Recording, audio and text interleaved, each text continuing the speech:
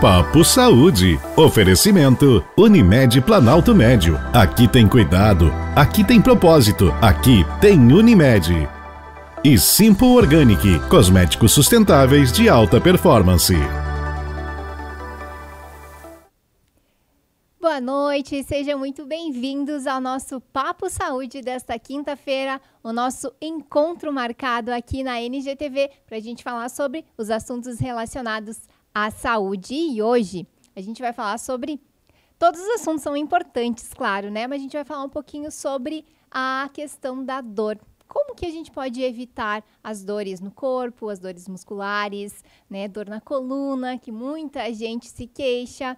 E quem vai falar comigo sobre esse assunto é ele, que é especialista em tirar as dores das pessoas, em ajudar as pessoas a fazer essa reabilitação, seja ela em qual parte do corpo, né? A pessoa tem essa queixa de dor, enfim, e precisa fazer isso. E ele é o fisioterapeuta Marcelo Luza. Seja muito bem-vindo aqui ao nosso programa Papo Saúde. Olá, obrigado, boa noite a todos. Vai ser um imenso prazer poder passar um pouco da minha experiência clínica de alguns anos trabalhando na área de reabilitação e, quem sabe, ajudar as pessoas a esclarecer melhor como é que funciona um processo de reabilitação, como procurar uma ajuda, dicas de como tratar melhor as suas dores.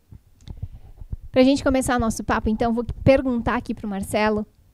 Marcelo, quais são as principais queixas de dor que você tem, enfim, no consultório ou dos teus pacientes que você atende? Olha, Ali, hoje o meu foco é muito em tratamento de dor músculo-esquelética, né? Então, hoje, com certeza, uns 60%, 70% dos meus pacientes são dores relacionadas à coluna, né? Seja de origem ligamentar, muscular, ou de alguma patologia que envolve alguma estrutura mais interna da coluna que esteja causando a dor. A hérnia de disco, por exemplo, é das patologias bem comuns, né? Que a gente vê e muita gente se queixa, né? O que é? A hérnia é uma das causas que pode levar a dor lombar, porém, existe um grande mito em cima da hérnia, né? Que todo mundo acha que quando está com dor nas costas é uma hérnia de disco, né? E nem sempre é a hérnia de disco, tá? Isso já está mais que comprovado em vários estudos que mostram pessoas que têm um exame com uma hérnia, porém não têm sintomas. E pessoas que não têm hérnias no corpo, no exame de imagem, e têm dores parecidas com a hérnia. Então, o grande segredo nesses casos é tentar avaliar e entender o que está acontecendo com esse paciente, achar a causa da dor. E o exame físico, ele é digamos, o principal para te direcionar qual tipo de dor que está acontecendo com o paciente, né? O exame complementar ele acaba sendo um complemento para a confirmação do exame. Mas, com certeza, o paciente que tem uma lesão discal, a gente chama, né, a hérnia de disco, é um paciente que tem umas características bem específicas de dor, né? São dores um pouco mais incapacitantes, o paciente tem um tempo um pouquinho mais prolongado de dor, a dor costuma ter umas características de ter um trajeto específico de dor, pode ser irradiando por uma perna, aí pode ser pela frente da perna, pelo lado da perna, que é a famosa dor ciática, né? Então, a maioria das dores ciáticas verdadeiras são causadas por uma hérnia de disco, tá? Então, o pessoal costuma ter digamos, esse conhecimento, tudo é dor ciática, né? Tudo, tô com uma dor nas costas, dor ciática. Não, a dor ciática, ela tem algumas causas, mas a principal seria a hérnia de disco. E como que se dá esse tratamento? Como que ele é feito, a reabilitação para quem tem hérnia? Todo tratamento que envolve o tratamento de hérnias de disco, tá, precisa de uma equipe multidisciplinar. Então, envolve o médico, a parte medicamentosa, envolve a reabilitação com fisioterapia. Se começa precocemente, é o que as recomendações hoje mostram e pedem, é que a gente comece o quanto antes esse processo de reabilitação. Então, é feita uma avaliação, juntamente com a avaliação médica, onde a gente consegue definir um plano de tratamento para esse paciente, e para cada tipo de hérnia é um tipo de tratamento. Então, existem mais do que um tipo de hérnia, tá? Existe desde as hérnias foraminais, paramedianas, são termos técnicos, né? Então, para cada paciente, a gente direciona um tratamento específico, né? Geralmente são tratamentos que levam em torno de 2 meses a 3 meses, com medicamento, fisioterapia, e nesse meio do processo entra a atividade física junto no tratamento, que é, digamos, a parte final do tratamento, e para o paciente aprender a ter um automanejo da lesão, né? Não é uma vez com hérnia, o resto da vida com a hérnia, tá? Isso também acaba que é um mito bem comum dentro da população de uma maneira geral. A maioria das hérnias de disco, no prazo de 6 meses a 1 ano, o corpo acaba reabsorvendo, por isso que o paciente vai melhorando com o passar do tempo. O que nós da reabilitação fizemos é ajudar a acelerar esse processo de cicatrização do tecido, né? Mas quem cura o paciente é o próprio corpo, né? A gente simplesmente dá um empurrãozinho, digamos, para facilitar esse processo. Mas então, tem várias questões que envolvem a reabilitação e é um combo de fatores, né? Então, envolve desde a parte medicamentosa, fisioterapia e atividade física. E a questão das dores lombares, né? Como que elas têm como prevenir, como elas surgem? É uma questão muito postural, né? Como que você vê essas dores e como que se pode fazer a prevenção? Hoje em dia, o que se tu procurar dentro das diretrizes do que se fala no mundo em termos de tratamento de dor lombar, prevenção, exercício físico. Tá? Qualidade de vida, então, se alimentar bem, exercício físico para tu ser uma pessoa ativa, tá? O sono é muito importante, tá? Muitas pessoas acabam tendo alteração de sono e isso desenvolve dores no corpo, tá? Inclusive dor lombar ou dor cervical, que são bem comuns. Então, o que a gente pede é como se fosse uma educação, a gente chama em dor, né? O paciente tem que ser ativo, todo mundo tem que ser ativo para justamente evitar de desenvolver dores. O nosso corpo foi feito para movimentar. E essa vida um pouco mais moderna, de trabalho muito sentado, isso a gente mexe menos o corpo, né? E isso favorece ao corpo a desenvolver alguns processos de dores que às vezes não tem uma lesão na estrutura. Faz exames de imagem e não tem nada na estrutura. E o paciente tem dor, né? Então a gente tem que tentar entender o quadro do paciente como um todo, né? O paciente ele é um todo, o cabeça, é corpo, então envolve uma avaliação bem mais ampla do que simplesmente avaliar somente a dor lombar que ele está no momento, né? E a questão da cervical também é importante, porque muitas pessoas ficam muito tempo no celular e inclusive eu me integro aí nessa porcentagem da população que fica muito tempo no celular e também acaba impactando, né? A questão da postura do celular acaba impactando na dor cervical. Tu sabe que tem alguns estudos mostrando que tu permanecer numa posição por um tempo de flexão, a gente chama, né, de cabeça, no celular, não seria a causa principal da dor, e sim o tempo que tu permanece. Tá? Então, eu no consultório, com frequência, tendo muitas pessoas que trabalham em escritório, e realmente a queixa de dor cervical é bem frequente, e aí quando tu começa a entender o contexto geral, são pessoas que passam muitas horas na mesma posição, né? E a gente orienta a tentar se movimentar, tirar pequenos intervalos, se movimentar, a gente passa algumas orientações, questão ergonômica, de ajuste de cadeira, de mesa, mas não permaneça o tempo inteiro parado, né? Qual que é o ideal de fazer se movimentar? Cada quanto tempo? O ideal é pelo menos cada 2 horas tu dar uma movimentada. Tu trocar, nem que seja mudar a posição na cadeira, né? Não permanecer sempre na mesma posição. Isso é o que a literatura tem trazido para nós como uma orientação para levar para os pacientes. Mas não em si tanto a questão de se manter numa postura certa ou não. Hoje a gente questiona qual que é a melhor postura. Qual que é a postura ideal, né? A postura talvez ideal é a postura que tu não tenha dor, né? Então, isso a gente vê muito, porque principalmente a gente que mora num país que o biotipo corporal é muito diferente, a gente é um povo com muitas características diferentes, nem sempre todo mundo mantém a mesma postura, né? Então, o importante é se movimentar. Marcelo, quais que são os principais mitos em relação ao tratamento dessas dores, né? Seja ela cervical, seja lombar, seja muscular, enfim. Quais que são os principais mitos que envolvem esse tratamento? Eu acho que a principal desinformação que as pessoas têm em relação a isso é: se estou com dor, repouso.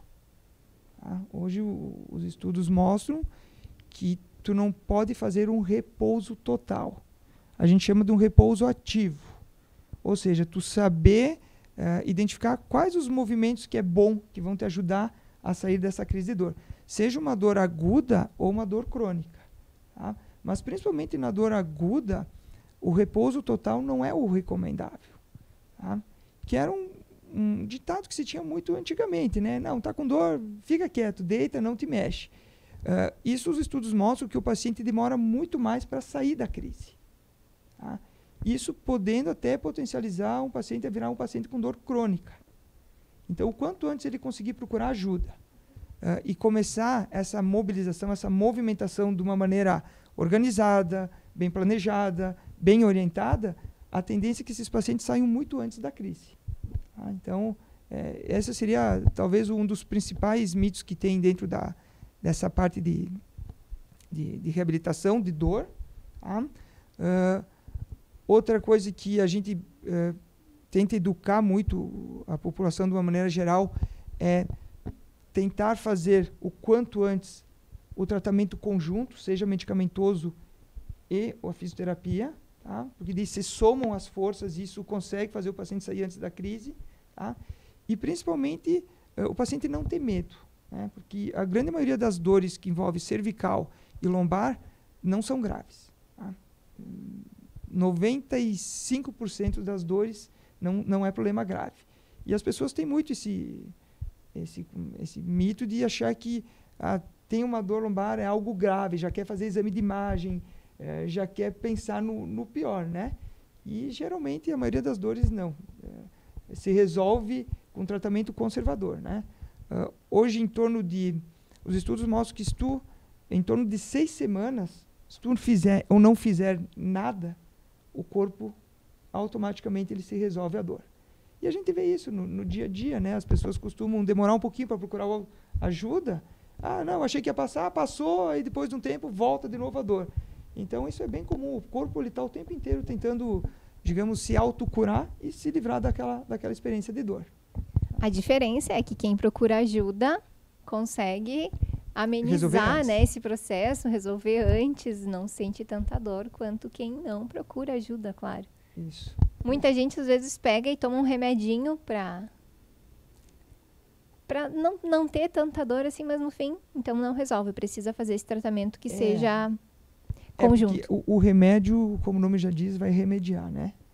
E essa cultura, principalmente aqui no nosso país, as pessoas se automedicar é muito mais, digamos, perigosa do que procurar um auxílio quanto antes ou não tomar nada, né? E isso, principalmente as questões dos anti-inflamatórios, né? As pessoas acabam se medicando muito por conta e a gente vê isso no consultório, pessoas que vêm tomando anti-inflamatório há 1 mês, 2 meses, é uma coisa bem, bem perigosa, né? Para o organismo como um todo. Então, quanto antes conseguir procurar um auxílio e ter as informações corretas do que está acontecendo, antes com certeza vai sair do problema. Muito bem. E a famosa bolsinha de água quente, bolsinha de sementes quentes, enfim, ela realmente ajuda nesses processos? Ou tem que ser frio, tem que ser quente? Quando que eu uso esse mecanismo que é muito antigo, né? É antigo. E funciona, tá? Só que a diferença se tu tens uma dor muscular, uma tensão muscular, o calor ele tende a te relaxar e te dar uma sensação de bem-estar. Não resolve a causa da dor muscular, mas ele te dá um paliativo que te dá um conforto maior. Agora, toda vez que tu tem algum trauma, alguma pancada, alguma torção, onde tu desenvolve um processo inflamatório, principalmente em articulações de extremidades, punho, joelho, pé, é gelo, tá? É gelo, porque o gelo desinflama. Então, isso é extremamente importante. Esse é um questionamento bem comum da gente escutar e tem essa diferença que é fácil, né? Trauma, inflamação, gelo. Se é uma dor de tensão, que isso é comum acontecer em lombar, cervical, o calor tende a dar uma sensação de bem-estar. O gelo não é contraindicado em dores musculares. Tá? Tem alguns pacientes que eles se sentem melhor usando o gelo do que o calor. Mas em processo agudo, inflamatório, nada de calor. Gelo. Gelo com certeza. Olha aí, já temos uma informação bem importante ali. Todas são, claro, mas essa aí com certeza vai ajudar muita gente que está nos acompanhando. Qual que é, doutor Marcelo, o principal desafio da reabilitação? Eu considero hoje, e é um consenso meio geral, o paciente participar ativamente da reabilitação. Né? As pessoas acabam tendo uma ideia que quando eles procuram um profissional de saúde para ver o que está acontecendo e auxiliar no tratamento, eles querem que nós profissionais resolvemos o problema deles. E na verdade não, a gente está ali para ajudar a acelerar um processo, mas se não tiver o engajamento do paciente na reabilitação, tem grandes chances de não ter um sucesso no final, né? Então é extremamente importante o paciente fazer a parte dele, né? Eu diria que é mais de 50% do processo de reabilitação. Isso seja na área médica, seja na área da fisioterapia, da psicologia. Se tiver uma indicação do remédio, o paciente não tomar o remédio, não vai funcionar, né? E na fisioterapia é a mesma coisa. A gente faz os procedimentos que tem que ser feito, mas as orientações, os teminhas de casa, o paciente tem que fazer.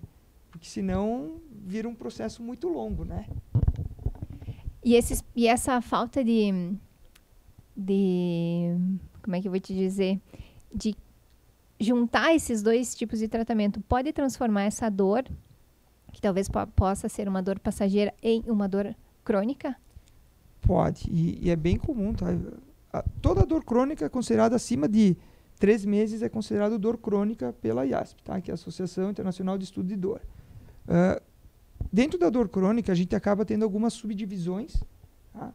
Dores constantes, dores recorrentes, mas tudo que passa de 3 meses, ele se considera uma dor crônica. Qual que talvez é a grande dificuldade hoje é que as pessoas acabam demorando um pouquinho para procurar ajuda. Isso geralmente tem pessoas que ficam 6 meses, 1 ano. Por quê? Porque não é uma dor tão desconfortável, né? A dor ela é uma experiência sensorial e emocional do paciente. Por isso que cada paciente tem a sua dor, né? Cada paciente interpreta a dor de uma maneira. Às vezes o que é uma dor muito intensa para mim, para ti não é. E tu consegue levar a vida, né? Mas, com certeza, pessoas que ficam muito tempo com estímulo doloroso, isso tu vai modificando informações no cérebro. E o cérebro, ele como se ele entendesse que aquilo faz parte do corpo. E aí vira um paciente com dor crônica, né? Mas, hoje em dia melhorou muito, se tem muitos tratamentos, né, para dor crônica.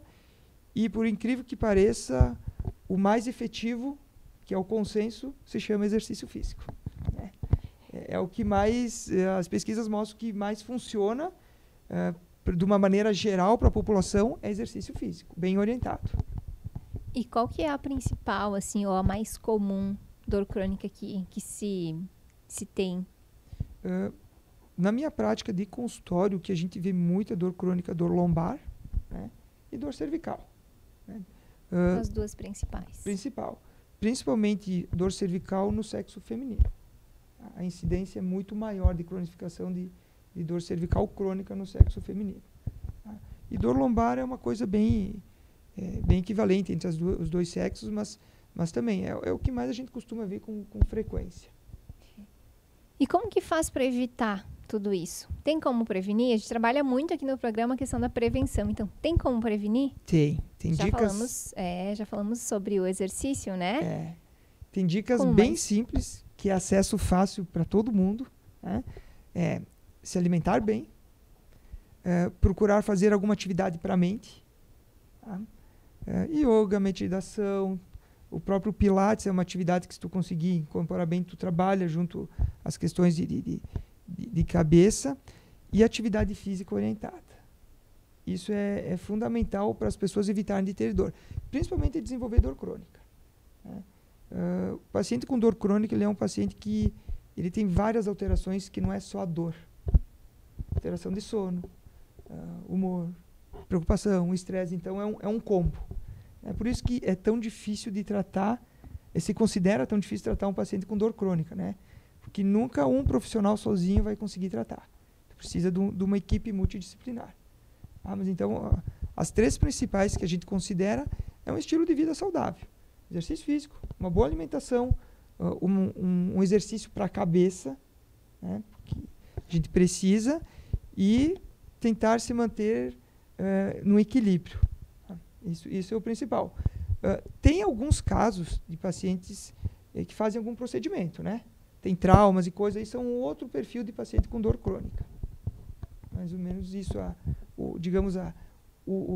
as 3 dicas principais.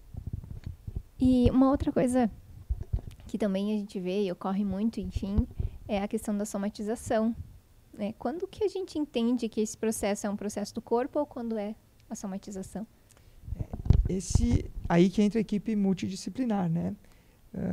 Eu acho extremamente importante todos os profissionais da saúde que lidam com dor crônica, eles têm que ter um conhecimento mínimo para identificar se esse paciente está tendo algum fator somato-emocional e encaminhar para o profissional competente, né? E aí tem o pessoal da psiquiatria, a psicologia. Pacientes com dores crônicas, principalmente, tem muito envolvimento com essa parte somato-emocional, principalmente porque a dor ela acaba te privando de vida social, atividades de trabalho. Então, é uma questão que deveria ser melhor trabalhada em toda a área da saúde, né? Para a gente conseguir identificar melhor e aí sim tu conseguir encaminhar para cada paciente, né? É uma coisa que, no meu ver, o nosso sistema de saúde, de uma maneira geral, não está muito capacitado para fazer esse filtro e conseguir encaminhar, né? É muito segmentado a saúde e aí acaba perdendo um pouquinho esse filtro de identificar um paciente com dor crônica que tem fatores principalmente somato-emocionais e não sou eu fisioterapeuta que sou competente para tratar esse perfil de paciente, né? Eu faço uma parte, mas tem que ter ajuda do profissional envolvido junto. E qual que é o perfil, assim, de paciente que mais sente essas dores, enfim, que mais desenvolve esses tipos de problemas? De dores crônicas, de uma maneira geral? Isso. Olha, a grande maioria desses pacientes, quando eles chegam para mim no consultório, são pacientes que têm muitos problemas ao redor na vida, né? E então eles já chegam com alguns sintomas clínicos assim bem fáceis de perceber, que não dorme bem, a insônia, mas não vai ver o que é, acaba um paciente que não faz atividade física, não tem muita vontade de fazer atividade física, pacientes mais acomodados, e eles chegam querendo que a gente resolva os problemas deles, né? E não só praticamente a dor, né? Então, basicamente, quando o paciente chega para nós, ele chega com esse perfil, né? Dói, mas não tem limitação funcional, a gente chama. Tem dor, mas consegue fazer tudo. Dobra a coluna para frente, para trás, para os lados, sem dificuldade, mas tem dor. Então, a gente sabe que muitas vezes não tem uma alteração na estrutura física, e sim numa estrutura, digamos, que envolve a parte somato-emocional. Isso é bem comum da gente ver, né? E a questão da obesidade, ela também auxilia, enfim, né? Quanto ela se torna mais um agravante nessas questões de dores? A obesidade é um sinônimo que a pessoa não é ativa, né? Se a pessoa não tem alterações químicas, que tem dificuldade de problemas hormonais, questões assim que fazem ele desenvolver a obesidade, geralmente são pacientes que não são muito ativos, né? Não tem uma disciplina alimentar, não tem atividade física. Quanto menos ativo, mais dor, né? Essa é a tendência. No consultório, acabo que eu recebo muito pacientes fisicamente bem e que têm dor, né? Então, eu não considero a obesidade a causa da dor, né? Mas ela é um dos fatores que leva a isso. Por quê? Porque a pessoa não é muito ativa, não faz atividade física, não se alimenta bem, então uma tendência maior de desenvolver essas dores, né? Hoje em dia, principalmente o pessoal da nutrição, eles falam muito nos alimentos inflamatórios, né? Isso, a gente vem de uma cultura de comer muito alimento inflamatório. Isso com certeza potencializa a intensidade da dor do paciente, a dificuldade do paciente sair de um processo mais rápido de reabilitação. Isso é uma questão educacional, né? Que deveria ser muito abordada ainda nas bases, desde a escola, né? Eu sou de uma opinião que educação em dor e essas educações que envolvem saúde deveria ser abordado desde da parte básica do ensino fundamental, né? Então tem relação direta, mas não é a causa principal a obesidade. Muito bem. Nós estamos já nos encaminhando para o final do nosso programa, mas antes vamos fazer uma última pergunta aqui para o Marcelo. Eu quero saber sobre o fator idade. Quanto o fator idade interfere na questão da dor? Eu gosto muito de usar o exemplo da minha avó, tá? Minha avó tem 93 anos de idade. Uau. Não tem dor. Trabalhou a vida inteira no interior, uma pessoa sempre ativa, 8 filhos, e não tem dor.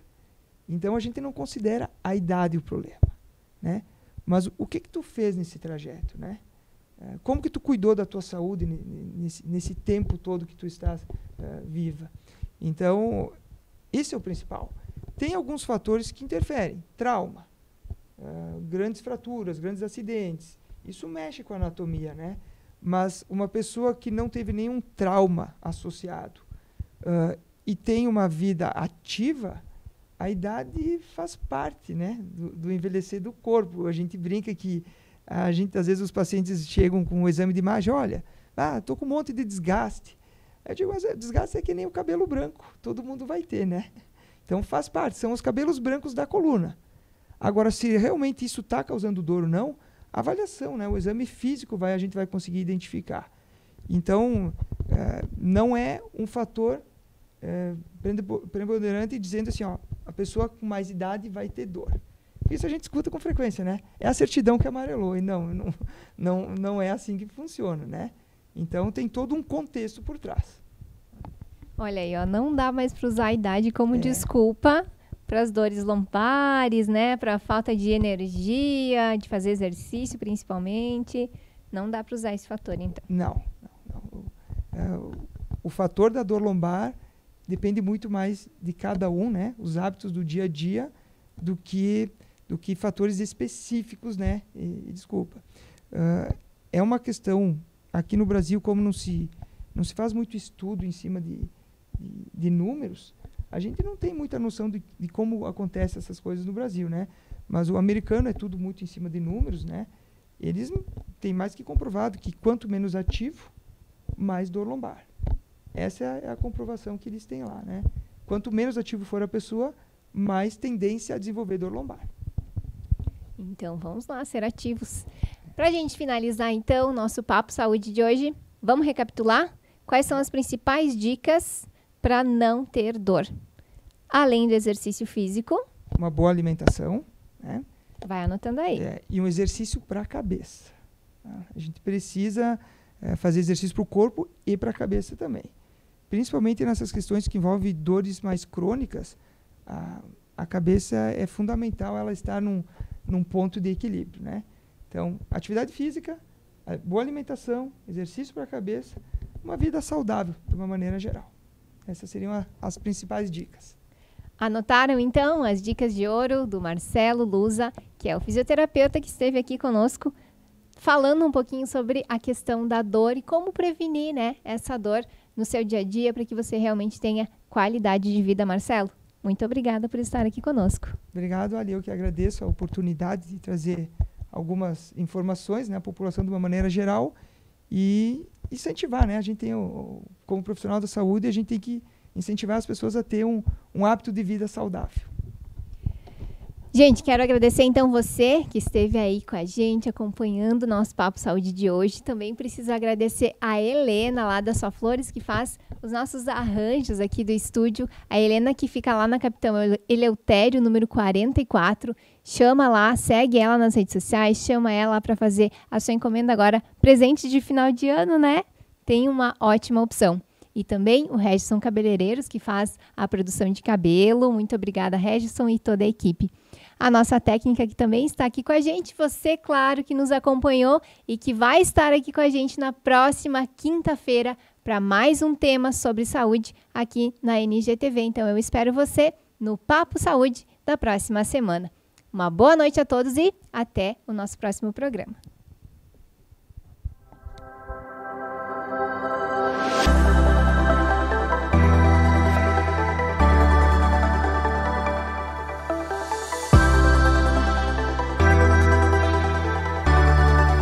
Papo Saúde. Oferecimento Unimed Planalto Médio. Aqui tem cuidado, aqui tem propósito, aqui tem Unimed. E Simple Organic, cosméticos sustentáveis de alta performance.